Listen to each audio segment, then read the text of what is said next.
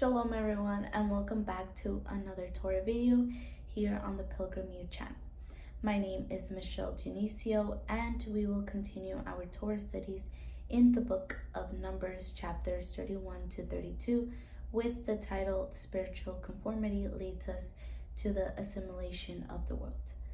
Last week we learned about the importance of keeping and fulfilling our vows and promises we make to the Eternal.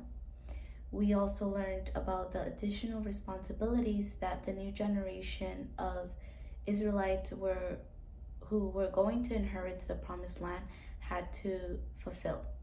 Today in chapter 31, we will study events that happened to the people of Israel caused by their idolatry and sin against the Eternal.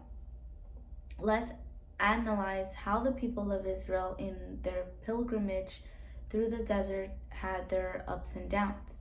As we know, the Eternal always gave them instructions on how they should conduct themselves in obedience. We know that Miriam and Aaron had already died by this point. The Eternal informed Moshe that he was not going to enter the promised land and that he was going to die. As we saw in previous videos, the Eternal punished the people of Israel when they disobeyed. Because when Israel obeyed, then the Eternal showed his mercy, love, protection, power, and purpose towards them as a special people chosen by him. We will also analyze how the wrath of the Eternal defended Israel from the nations that caused upon them judgment. These nations were a stumbling block on their path. Balaam, who had knowledge of the instruction of the Eternal, decided to harden his heart and was a trap for the people of Israel to fall into sin. In chapter 32, we will see how worldly influences and desires lead us to live in an earthly conformity, causing a life of spiritual lukewarmness and self-deception, where we assimilate to doing what the world does and leaving aside the service to the Eternal. Even though we truly believe that we are serving him, in reality we are serving ourselves. With this short introduction, I will begin reading chapter 31, verses 1 through 19.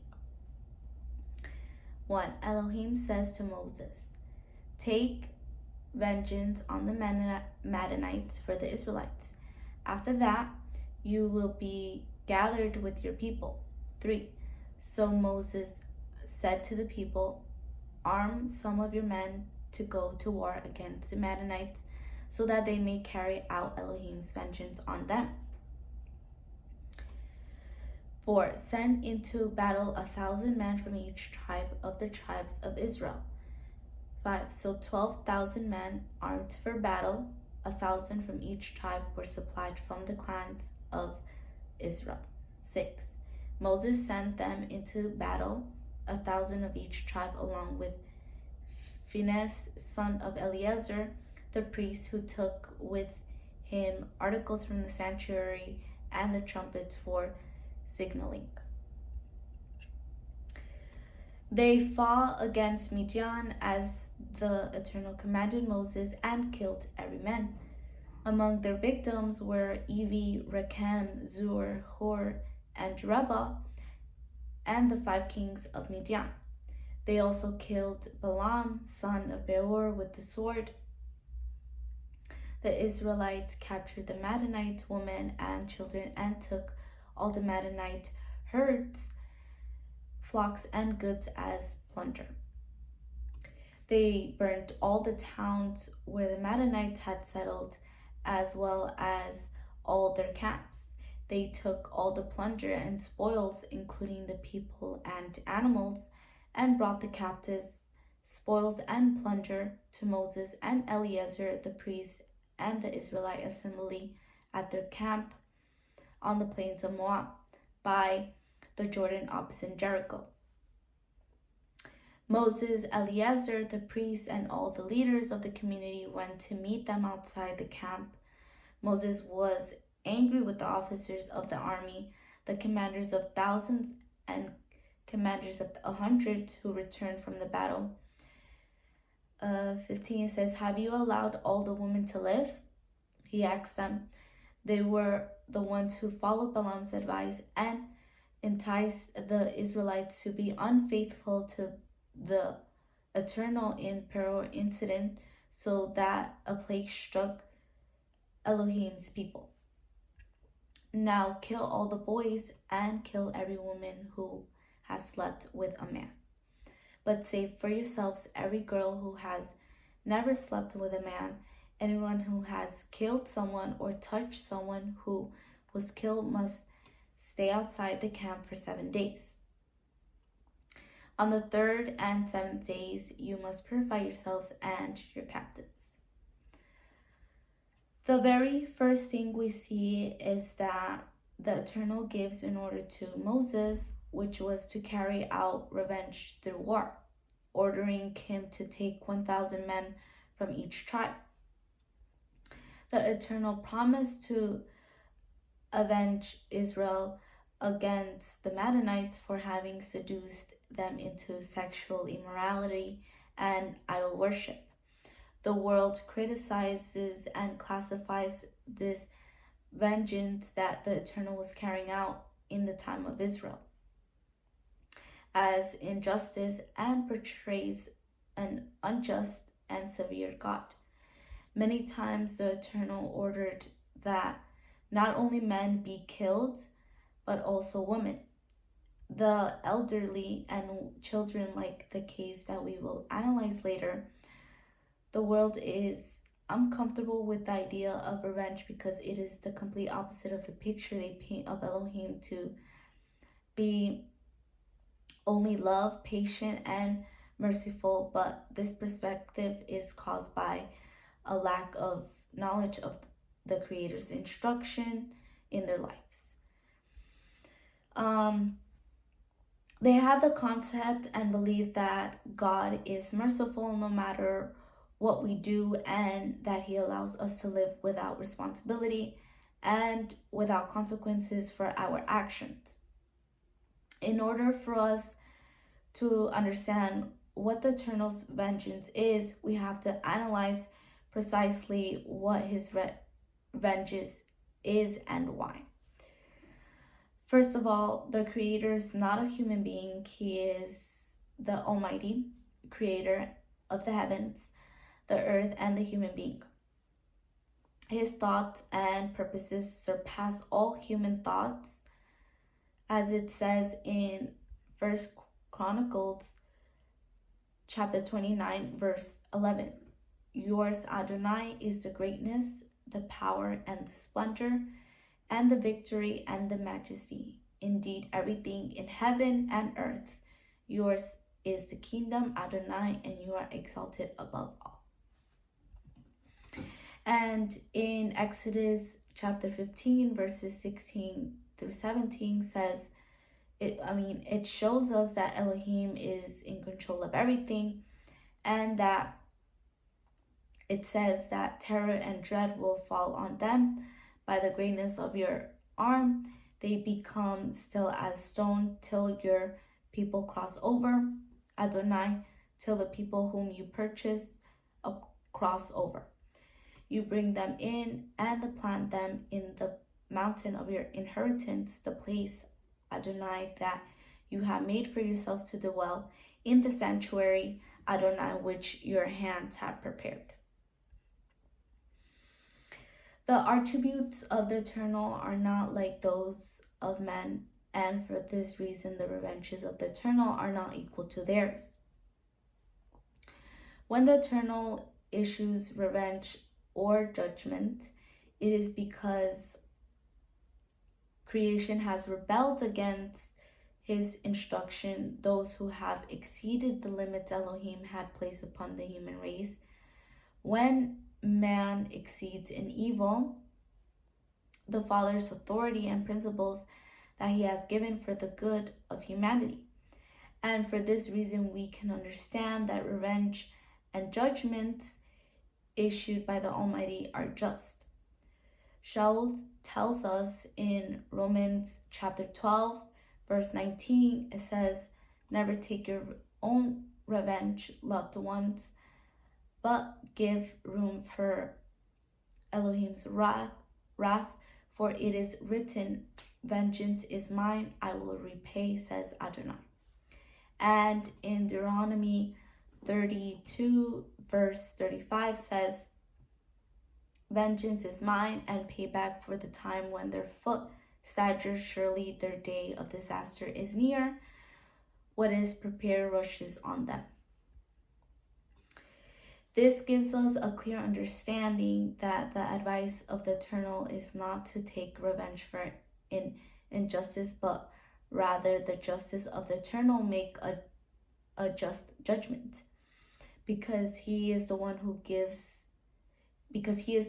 knows the heart of a man, just as he tells us in Hebrew chapter 4, verse 13, "No creature is hidden from him, but all are naked and exposed to the eyes of him to whom we must give account." The Creator in the past and in the future has emitted judgment in his creation for those who deliberately disobey his authority. And this is still true even in our days, although the judgments are not done in the same manner. Yeshua tells us in Mark chapter 7, verse 20 through 23, says, "And he continued, it is what comes out of a man that makes the man unholy. For from within, out of the heart of man, come evil intention, sexual immorality, theft, murder, adultery, greed, wickedness, deceit, lustfulness, envy, slander, pride, and foolishness. All these evil things come from within and make the man unholy." Man's sin and disobedience makes him an enemy of his own Creator who gives him life. But man will never understand this when living in the flesh. It is clear to us that the vengeance of the Eternal has a spiritual purpose to save the human race from the curse of eternal death. Although understanding the will of the Eternal, we continue in verse 7, the vengeance of the Eternal took place. They attacked Midian, killed the man and the 5 kings along with Balaam, who contributed to leading the Israelites to sin in fornication with the women of Midian and idolatry. The Israelites burned and destroyed their cities. They took people and animals as loot and took them to Moses, Eleazar, and the Israelite community. When the soldiers returned from the war, they were surprised to see that Moses became angry when he saw the Midianite woman. And why was Moses very angry with the army officers? Why did they leave all the women alive and follow Balaam's advice, which made them sin against the Eternal in the first place and still have authority in them? So now Moses ordered the soldiers to kill all the married women and all the male children, and to leave all the virgin women alive. Why did they have to leave children and married women? For the reason that they were already a lineage contaminated with evil, they had to exterminate and cut off from sin. From this, we learn that if we deviate from the path of the Eternal, we will definitely fall into the assimilation of the world.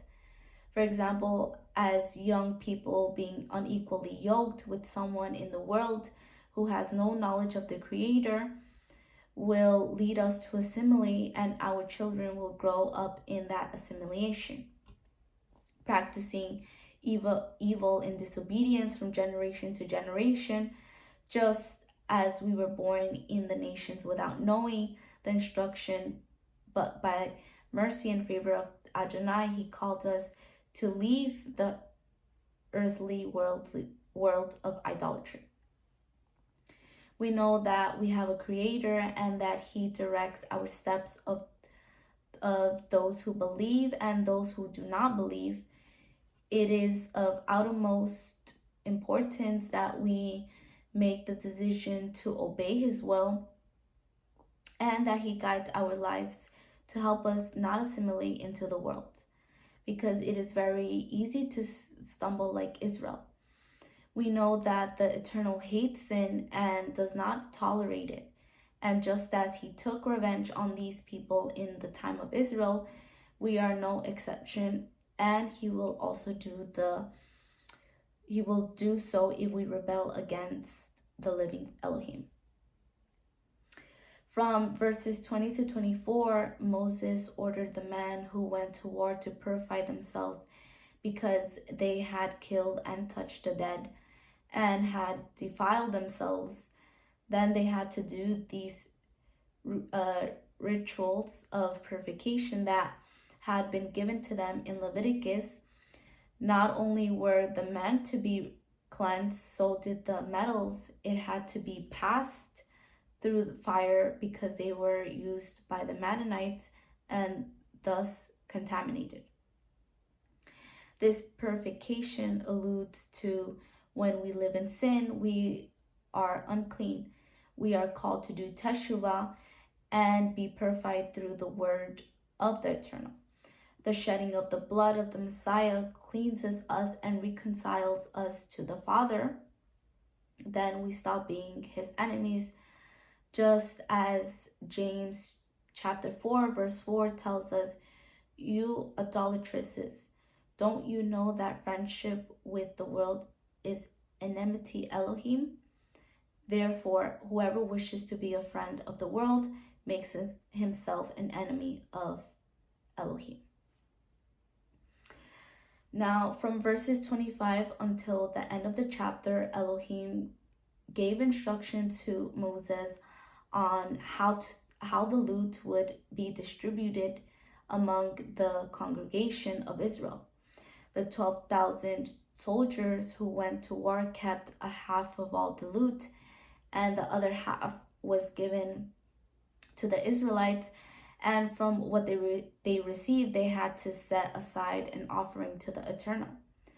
And so in this way, the Eternal carried out his revenge through his holy war and justice. The most impressive thing is that they had no casualties. No Israelite soldiers died in this battle and won the battle because the Almighty of Israel was with them. Now, moving on to chapter 32, verses 1 through 5, it says, "The Reubenites and Gadites who had very large herds and flocks saw that the lands of Jazer in Gilead were suitable for livestock. So they came to Moses and Eleazar the priest and to the elders of the community and said, Athroth, Debon, Jazer, Nemrah, Hezron, Eliel, Sabam, Nebo, and Beon, the land the Elohim subdued before the people of Israel are suitable for livestock, and your servants have livestock. If we have found favor in your eyes," they said, "let this land be given to your servants as our possessions. Do not make us cross the Jordan." Once the Israelites carried out the Eternal's vengeance against the Mennonites and the new territories were conquered in previous battles, they were getting closer and closer towards the promised land and obtaining the promise.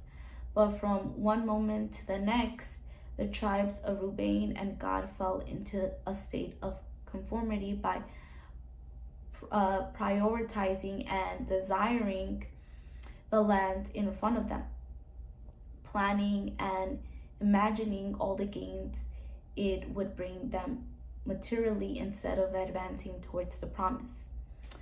They were being guided by what their eyes saw, the material, and what they saw was land suitable and very good for grazing livestock, which the text tells us that they had abundance.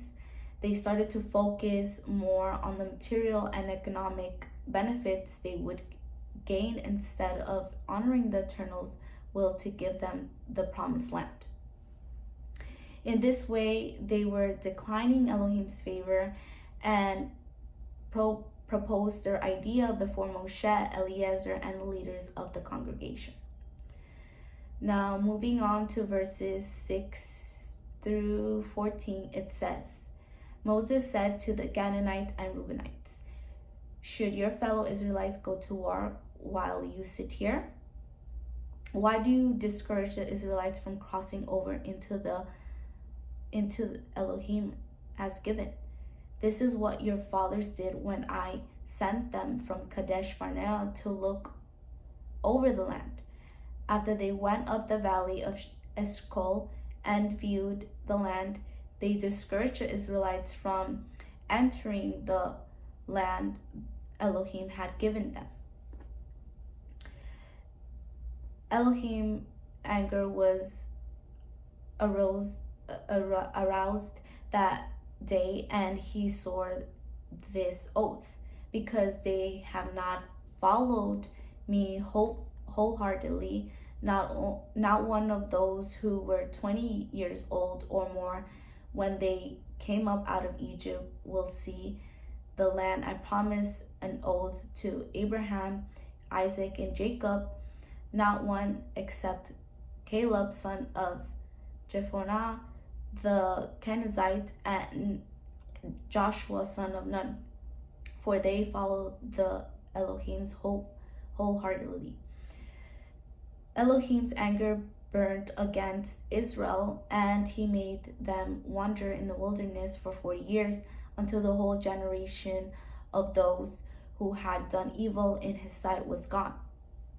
And here you are, a brood of sinners, standing in the place of your fathers and making the Eternal even more angry with Israel. Moshe responds to the request with a question in a form of rebuke, questioning on why they were willing to leave their brothers to fight alone and go against the plan of the Eternal at the same time. As they were marching towards the promised land by the Jordan River, they became distracted by all the possible benefits they would receive just by living in those lands, without perceiving their state of assimilation in which they had fallen. Their attitude towards the promise was going to generate in the whole camp a defeatist and pessimist attitude, to a point where they would just conform to a life outside the promised land. That's why Moshe reminded them of those who, like their ancestors, were discouraged from entering the promised land, infected the others with their negative attitude. We saw this with the 10 spies who returned with a negative report. This action did not go unpunished, but led the Israelites to spend 40 years in the desert until that generation died, with exception of those who did not doubt.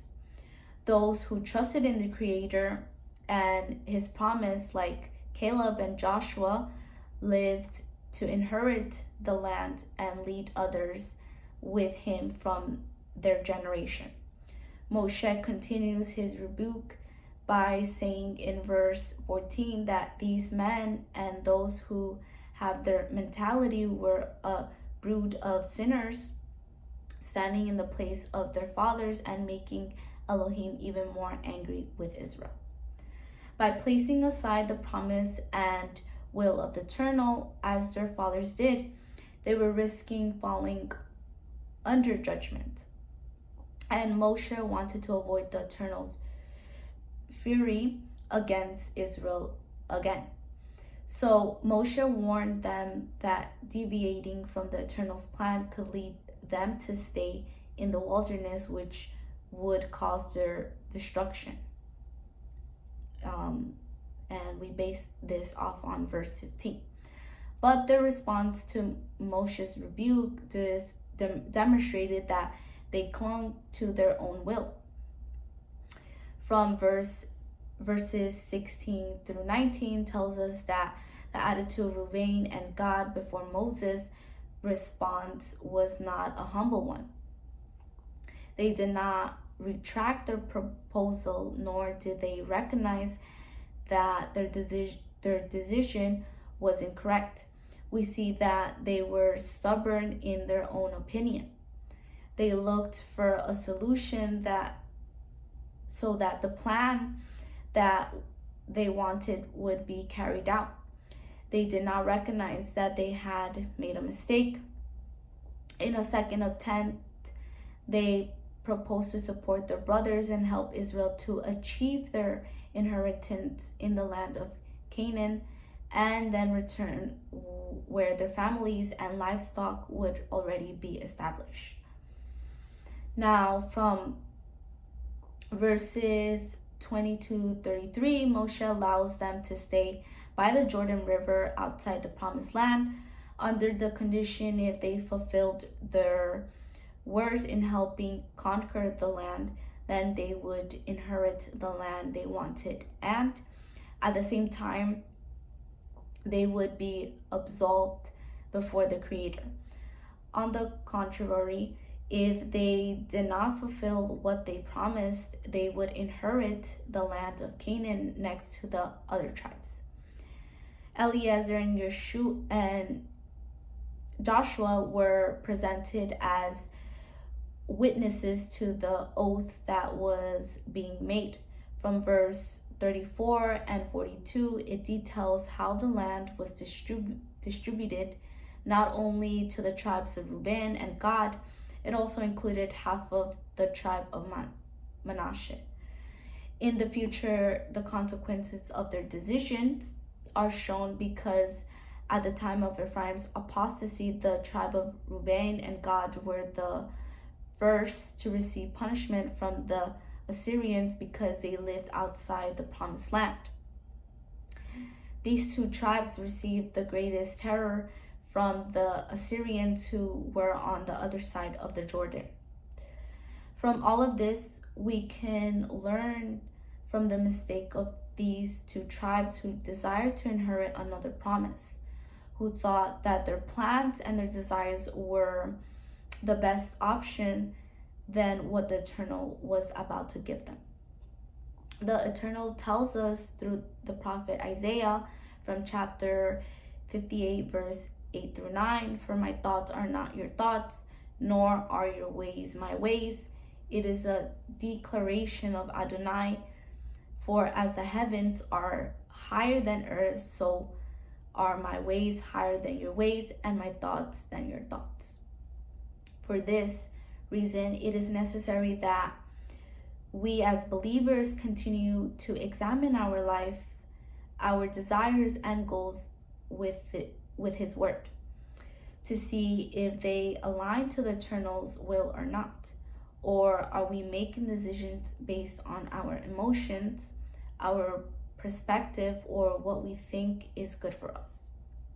And in this way, we become conformed to the world and assimilate, thinking that we are doing and living a correct life.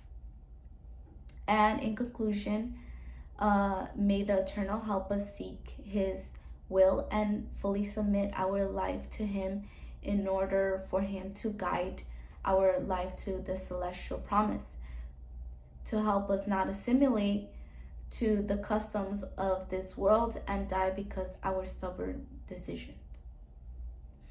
And this is all for this video. Thank you for your attention, and until next time, shalom.